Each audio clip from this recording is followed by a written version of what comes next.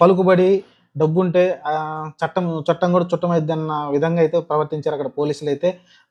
ఫ్యూచర్‌లో ఇబ్బంది రాకుండా అయితే అది మరి తప్పు మరి. మరి దాని గురించి ఎలాంటి యాక్షన్ తీసుకుంటారో చూడాలి. అక్కడున్న అధికారులు అతనికి మరి అంత మర్యాదలైతే చేయడం చూసాం. ఆహ్, పి మన దిండిచ్చి, పరుపిచ్చి పడుకోబెట్టారు అతనైతే.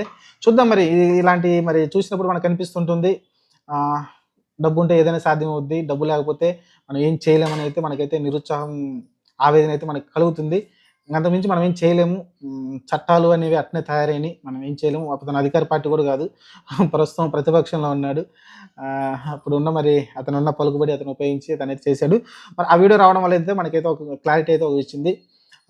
మనం ఆవేదన చెందటం, మనం అనవసరంగా మిగతా వాటిల్లో ఇరుక్కోవడం తప్ప ఏముండదండి. అందుకనే మనం నోరు పారేసుకోకూడదు. ఏ పార్టీకి కొమ్ము కాస్తున్నామో కొంచెం జాగ్రత్తగా ఉండండి. మీరు పార్టీ అభిమానం ఉండొచ్చు. మీకు టీడీపీ పైన అభిమానం, వైసీపీ పైన అభిమానం, జనసేన మీద అభిమానం